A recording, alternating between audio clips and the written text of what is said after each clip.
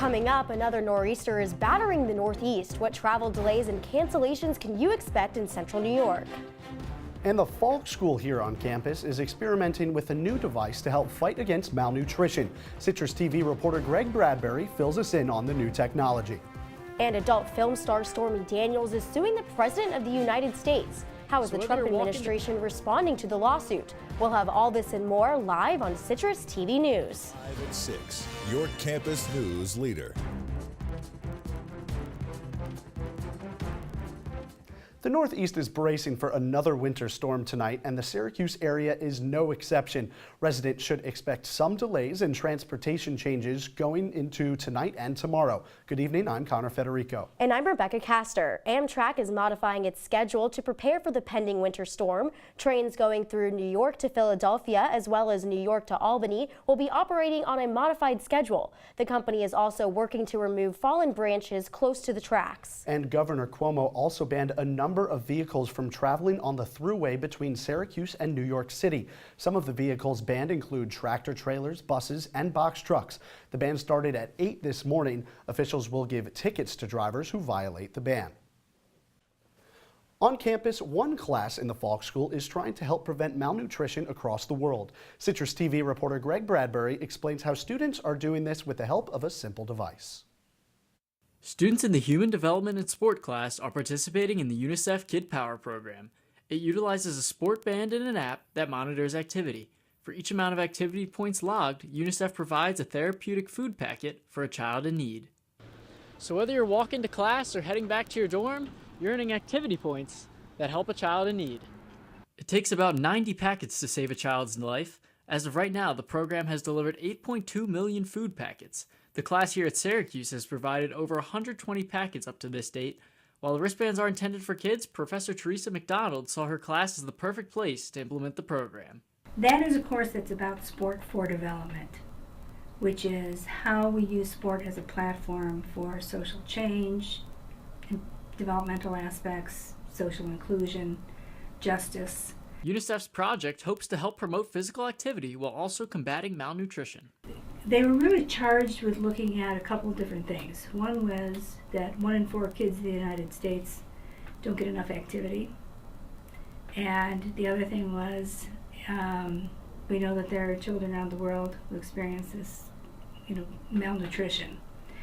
Students have had a positive response to the project thus far. I've worked with kids my entire life, so having the opportunity to be able to help them, especially kids who are malnourished, was an incredible experience. The project is trying to be implemented in schools across the country, and the band is considered to be the world's first wearable for good. Greg Bradbury, Citrus TV News. So Greg, I see you have the band here, and you mentioned that the band works with the app. Can you tell us a little bit more about how they work together? Yeah, so this band that you wear on your wrist, it tracks all the activity that you get throughout the day, and then you open up your app and you see how much you actually did, and you can check if you actually unlocked a therapeutic food packet for the day. And in addition, you can actually track how the rest of your class is doing with the leaderboards to see how everyone else in the class is doing. That's pretty cool, Greg. Now, is there a way for those who aren't in the class to still be involved? Yeah, so you know what? The goal for UNICEF is not to just have it in schools, but really for anyone to be able to get one if they want it. So the band is $40 and it's available at Target and on UNICEF's webpage. And the goal is that everyone can get one of these and help fight malnutrition. That's awesome, Greg. Thanks so much. A professor and student in the Department of Biology are receiving praise in the field for their recent research on seizure suppression. Professor James Hewitt and PhD student Yafan Gong co-authored an article about certain protein in the brain that can aid in seizure suppression. The duo was published in the journal Neuroscience and featured on the front cover. And this Friday, Chancellor Severud will host the 101st Annual Chancellor's Review for ROTC cadets. The review takes place in the Carrier Dome and will feature an award ceremony and a public review of the ROTC cadets. The event is presented by the SU Office of Veteran and Military Affairs and is open to the public. Krause College is one of the buildings on campus that people love to take pictures of, but it hasn't been photogenic for a while. Citrus TV reporter James Groh has updates on when Krause will be repaired and more details about construction on campus. It seems like Krause College has been under construction forever. And yet the scaffolding is still up and you don't really see any workers around either, so why is that? It's been a little challenging with the weather conditions. It's not the snow, it's the cold. It's tough to do masonry work with cooler temperatures, he said. But the dome, it's very, very precise work. The interior work should be finished by early summer, but there's still more to be done on the outside. But construction on campus isn't just limited to Krause. There's also construction behind Krause right here. But that's not the only place there's construction. There's construction right next to Newhouse, and across the street, guess what? Even more. So it's safe to say that's a lot of construction for one university to handle. So how does Syracuse do it? By packaging more things together, we can be more efficient. It's actually much more easier to manage. In other words, it's easier to consolidate all 22 projects to just a few project managers rather than have a bunch of individual managers. While the work at Krause has been delayed, overall, construction projects haven't really been affected by the few storms we've had this winter. Having a 1 foot or so snow event isn't a major disruption to projects like that. It doesn't impact them for more than hours. And as for the dome renovations? I can't say anything beyond the Chancellor's remarks at his winter statement that he's hoping to have that answered this spring. And the plan to move all of South Campus housing to Main Campus? Well, Alfieri said there's no formal plan or timeline for that yet. James Groh, CitrusTV News. Most of the construction going on now will continue into the summer, and most of it is scheduled to be done by the start of the next academic year. From one construction story to another, the federal government will pay for most of Interstate 81's $1 trillion infrastructure plan. This was announced today by Senator Chuck Schumer at a news conference in Washington. Schumer has been at odds with President Trump in recent months over highway and public road funding. The infrastructure work, if approved, will take place over a 10-year period. The annual Syracuse Jazz Festival held at Onondaga Community College will most likely be taking a break this year. The festival's founder and director, Brink Malfitano, confirmed that the festival currently has no set date, sponsor, or headliner. It would be difficult to confirm these things by July when the festival is annually held. However, Malfitano assured the festival will continue next year. A woman who was killed on the thruway in Oneida County last night has been identified. 23-year-old Bridget Chantel of Oriskany Falls was sitting in the passenger seat when the male she was driving with lost control of the vehicle and hit a guardrail. Chantel was pronounced dead at the scene. The driver, still unidentified, was taken to St. Elizabeth Medical Center with non-life-threatening injuries. State police are still investigating. Allegiant Air will start offering nonstop service from Syracuse to Orlando starting late May. The flights will run twice weekly out of Syracuse Hancock Airport to Orlando Sanford Airport. One-way promotional fares are now starting at $68. The flights will officially start on May 30th. Plastic bags may not be around much longer in the state of New York. A spokesperson for Governor Cuomo confirmed that the governor is considering a statewide ban on plastic bags. This move is a response to environmental concerns. More than a dozen local communities in New York State have already banned plastic bags or implemented fees. Rebekah, Winter Storm Quinn is hitting the East Coast hard. There was even a thunder snow earlier today. Yeah, I don't even really know what that is, but weather anchor Jessica Torricelli will tell us if Syracuse may be seeing some more snow soon. Jessica? Exactly, and thunder snow is pretty interesting this time of year. That's when a snowstorm is pretty intense to the point that it actually produces thunder. It's pretty rare, so when people hear that, they get pretty excited. And in New York City, that's just what happened today. There was a lot of snow in New Jersey and all across the East Coast, bringing flooding and 8 to 12 inches of snow in places, and they are in for some more snow tonight and tomorrow. Syracuse, though, this nor'easter didn't do much for us. We thought we'd be getting a lot more snow, but we only got maybe about an inch or snow. Some snow earlier this morning, but really not a lot of snow to talk about. But I'll tell you if we can see any changes coming up over Saturday or Sunday in my full weather forecast. Thank you, Jess. Coming up after the break, find out why actress Stormy Daniels is suing President Trump. And why the Prince of Saudi Arabia is causing a controversy with his visit in the UK. Citrus TV will be right back.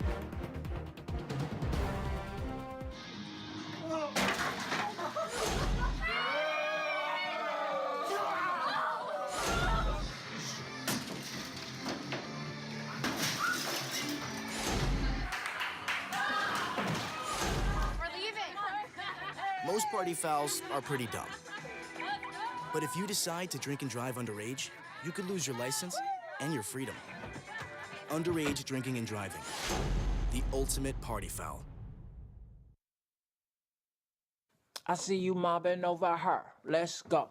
Let's mob. Let's crawl. Let's crawl. Let's crawl. Hey, yo, we mobbing. Come on, girl. Let's crawl. Hey, yo, let's crawl. Hey, yo, let's crawl. Hey, let's crawl. Hey, yo, let's crawl. Hey, look, it's those guys.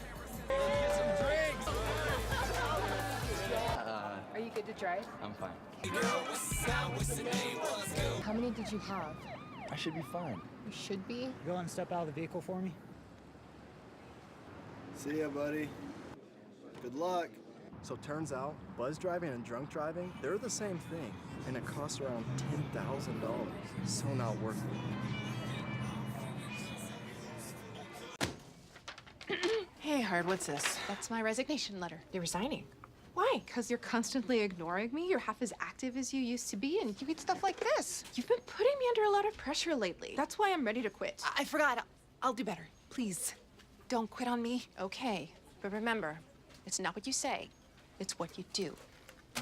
Listen to your heart. Don't let it quit on you. Let's go for a walk. Uncontrolled high blood pressure could lead to a stroke, heart attack, or death. Get yours to a healthy range before it's too late.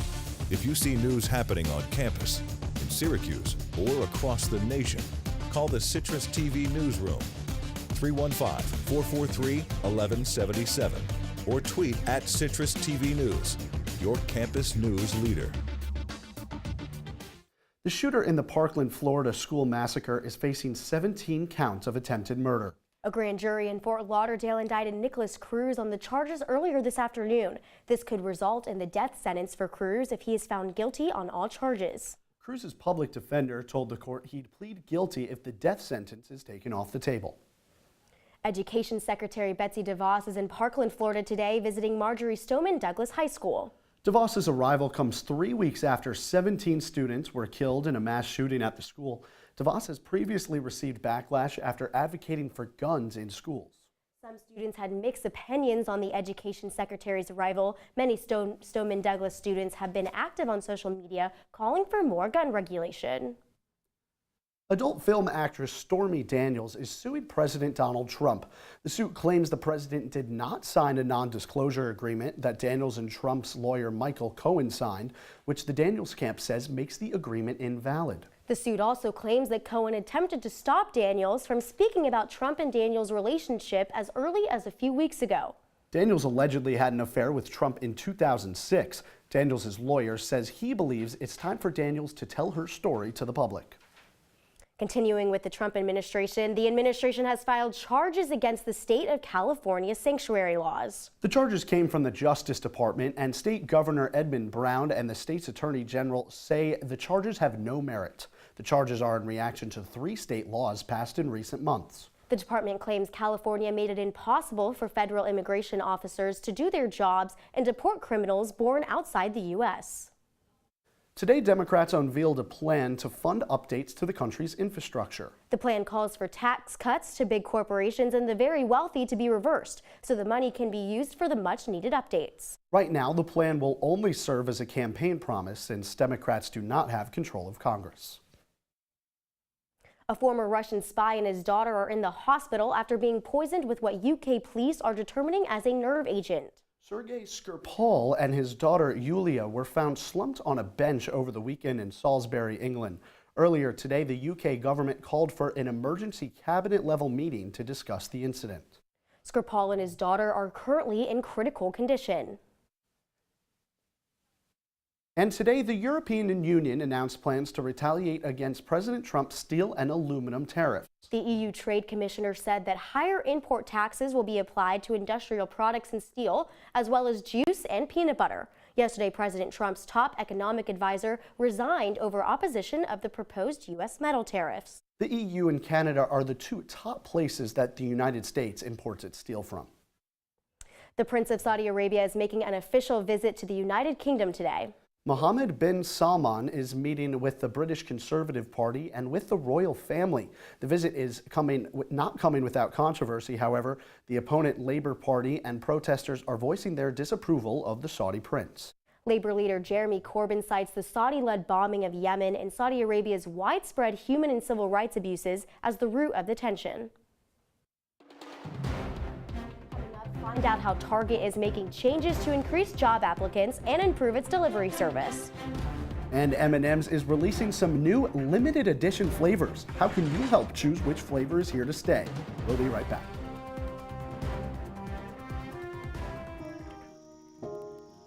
This is the story of a boy who didn't talk for a long time.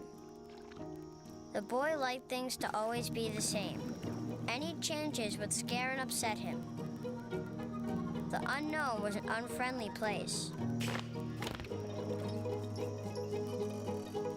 The boy was very sensitive to lights and sounds. So he built secret hiding places where they couldn't get in. The boy didn't like looking people in the eye. He wasn't trying to be mean, it just made him feel uncomfortable.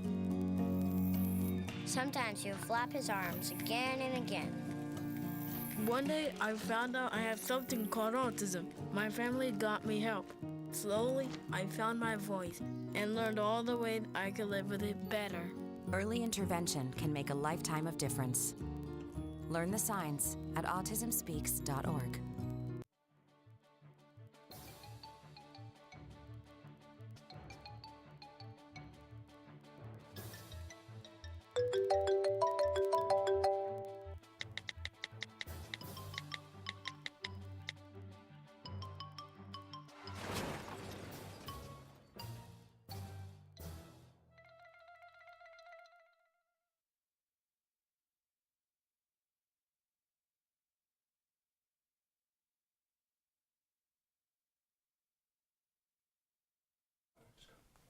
Yeah, so this nor'easter that's hitting the East Coast is pretty intense. You can see it here on the radar. That's moving out tomorrow morning. But right now, this is about what it looks like. A lot of snow in New York and Boston and New Jersey. And on the front end of that, on the exact coastal lines, it's a lot of rain and flooding right now, which is really strange to be consumed with a winter storm. But that's all due to this low pressure system up to the north and then to the south. And that kind of combines this storm into one small line, and it brings a lot of rain and snow. But this is bringing about 8 to 12 inches, maybe even more in some of these areas, and about a foot of extra coast tides. So a lot of damage could be seen from this, and we're still seeing thousands without power from Friday's winter storm. And current radar in Syracuse right now, you can see a little bit of spotty snow throughout the rest of the night into tomorrow afternoon. I would say maybe about an inch of accumulation, not too much we should be seeing at all. Current temperatures are above the freezing line, which is great. About 35, 34, 33 in Syracuse, 34 Cortland. Most of central New York is in pretty great conditions for the rest of this weekend as well. And then tomorrow we might wake up and have about a 45% chance of seeing some snow flurries, and that chance decreases as we go to noon and 6 p.m. at 25 and then 15% chance of snow. Winds are a little gusty tomorrow, about 10 to 14 miles per hour, which is a little different than what we saw today, but otherwise the weather should be pretty similar to today's weather. Your 5-day forecast, though, you can see right here behind me, there's some rain on that screen. Mixed with the snow, we might see some rain as temperatures are above the freezing line on Thursday and Friday. But a lot of heavy lake effect snow we should be seeing Friday morning and afternoon. Saturday, light snow. Sunday, mostly cloudy, not much of a chance of snow. And Monday, probably not going to be seeing snow, but there's about a 30% chance. That's your full 5-day forecast. And last week's nor'easter uncovered the wreckage of a ship dating back to the Revolutionary War era. The remains of the ship were found on a beach in southern Maine. The ship is just over 51 feet long, and this isn't the first time the boat has appeared. It often emerges from the sand after a strong storm like this one. Residents are enjoying the wreckage now before it submerges back into the tide. Target plans on increasing their minimum hourly pay to bring in more applicants to its stores. Target also plans to speed up its delivery services, offering free shipping and same-day delivery. While the changes benefit the current and potential customers, some worry that the company's profits will decline. Target CEO remains optimistic regardless. In the announcement, he stated that 2018 is about acceleration and investing in the store's improvement. Get your ballots ready. Candy company M&M's is allowing their fans to vote on which limited edition flavor is going to stay. The options are Crunchy Espresso, Crunchy Raspberry, and Crunchy Mint. Fans can vote via text or social media. And coming up in sports, survive and advance. That's the motto when March hits for any college basketball team. Well, March is here. Can the Cuse do just that in the ACC tournament? Come back and find out.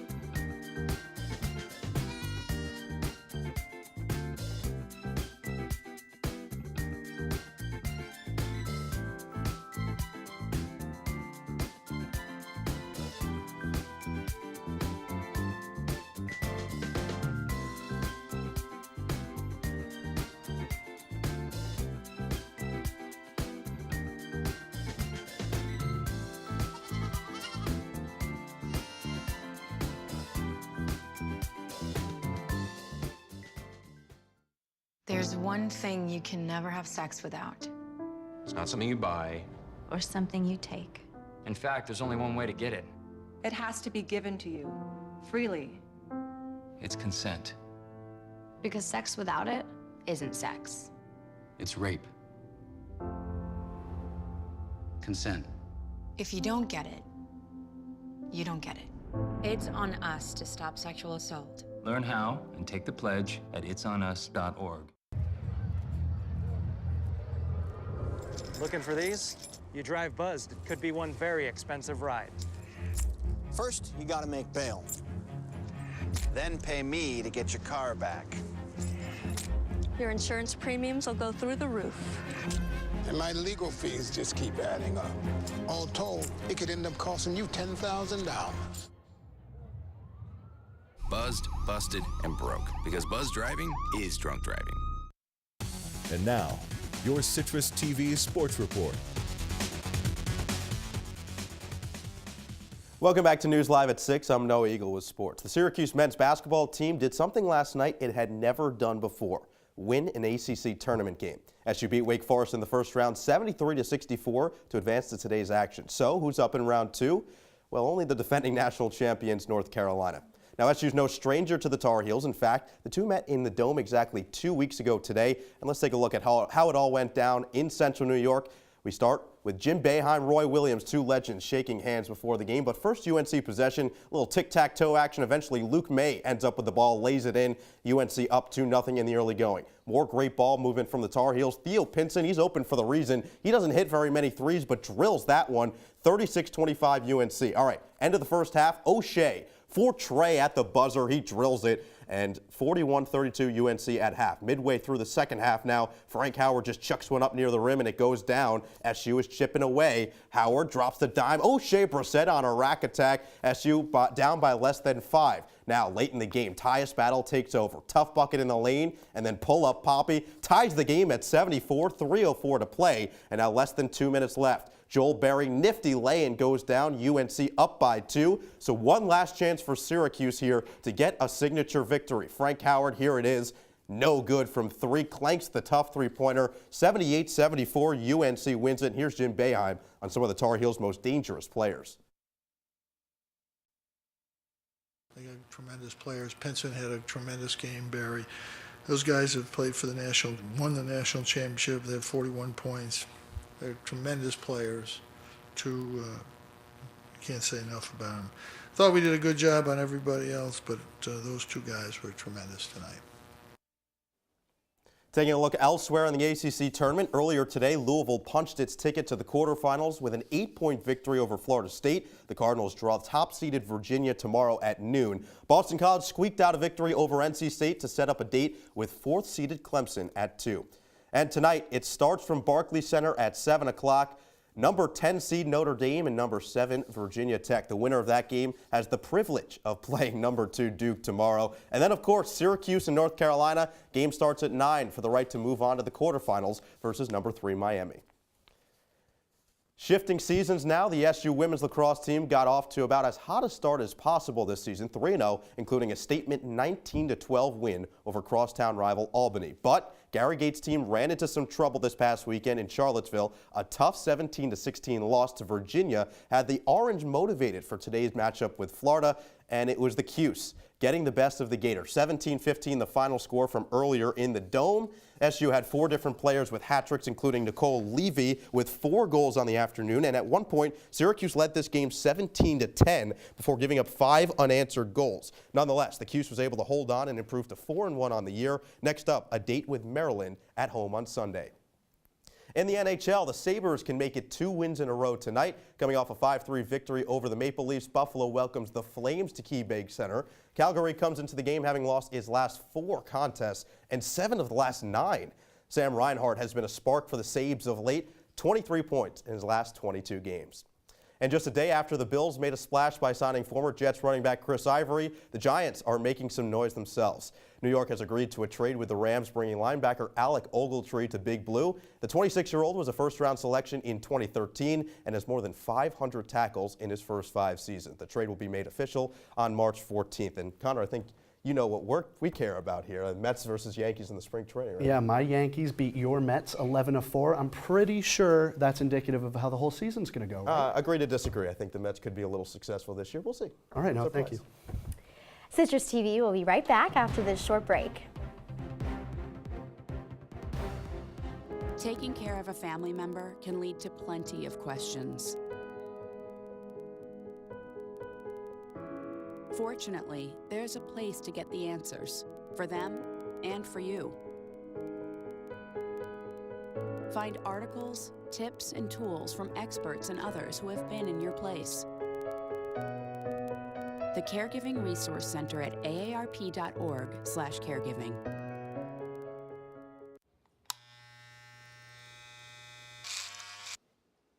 You've messed up your son's haircut. Mom? Do you A, try to fix it? Like it never happened. B, work with what you got? Or C, show solidarity? Thank you, babe. As a parent, there are no perfect answers. But you don't have to be perfect to be a perfect parent. Thousands of teens in foster care will love you just as. Here we go. We're gonna go out there in the rain. Gonna get wet. All right, here we go.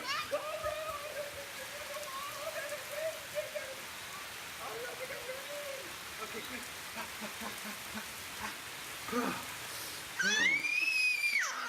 Oh yeah, yes. So much fun. Mwah.